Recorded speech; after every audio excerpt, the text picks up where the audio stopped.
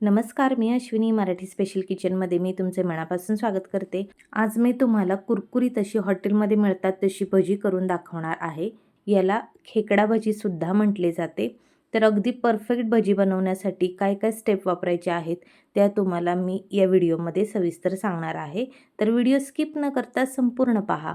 पण त्याआधी चॅनलवर जर नवीन आला असाल तर सबस्क्राईब करा आणि शेजारील बेल आयकॉनवर प्रेस करा, जेणेकरून मी अपलोड केलेल्या नवनवीन रेसिपींचं नोटिफिकेशन तुमच्यापर्यंत सगळ्यात पहिल्यांदा पोहोचेल. चला तर मग आता सुरुवात करूया आजच्या या छान आणि मस्त अशा रेसिपीला.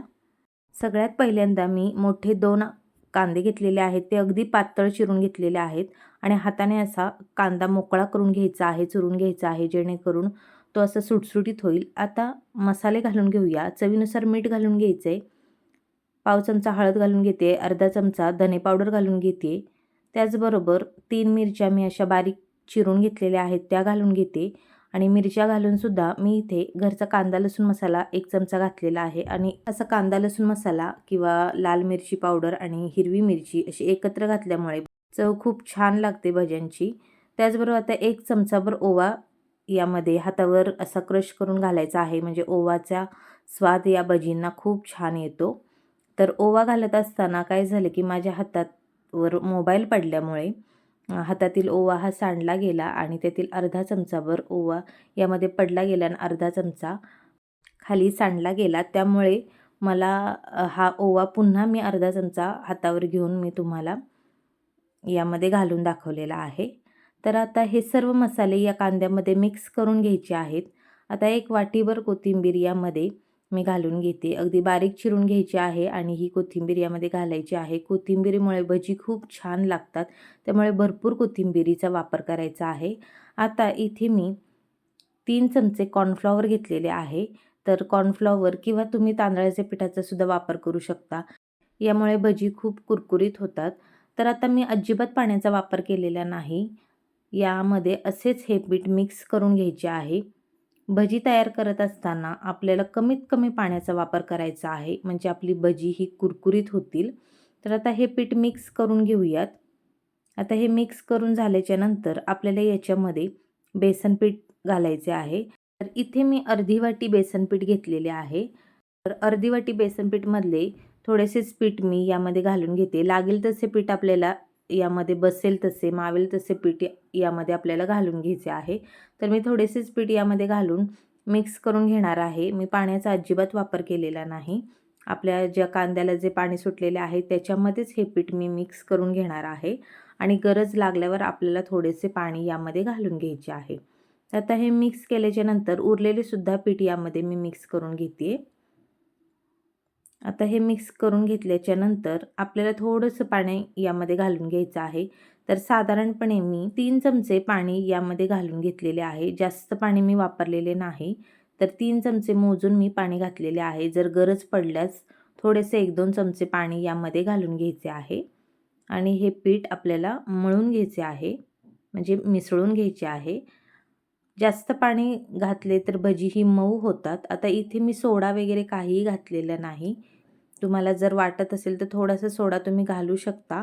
पण सोडा घातल्यामुळे भजीमध्ये जास्त तेल राहते. त्यामुळे शक्यतो मी सोड्याचा वापर कमी करते.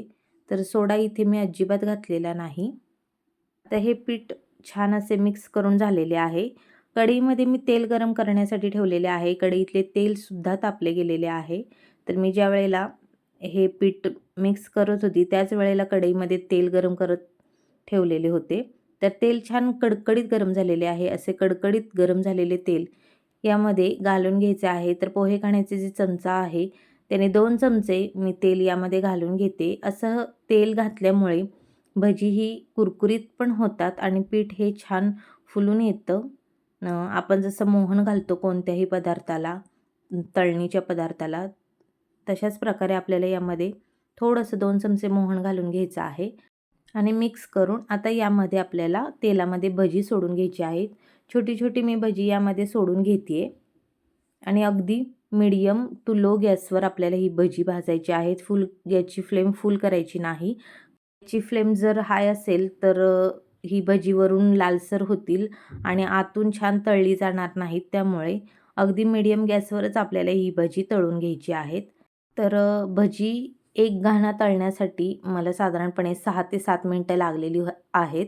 तर मस्त अशी भजी तयार झालेली आहेत. तुम्ही पाहू शकता की दिसतानाच असं वाटत आहे की कुरकुरीत भजी झालेली आहेत.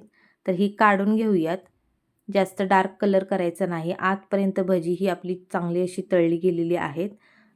बाकीची उरलेली सुद्धा भजी अशाच प्रकारे मी तळून घेणार आहे. तर ही भजीची रेसिपी तुम्हाला कशी वाटली हे मला कमेंट करून नक्की कळवा. त्याचबरोबर तुम्हीही अशाच पद्धतीनं भजी करता का? किंवा तुमची पद्धत काय आहे हे मला नक्की कमेंट सेक्शनमध्ये कळवा. त्याचबरोबर व्हिडिओ जर आवडला असेल तर व्हिडिओला लाईक करा आणि व्हिडिओ भरपूर शेअर करा. आता यामध्ये थोड्याशा मिरच्या तळून घेते.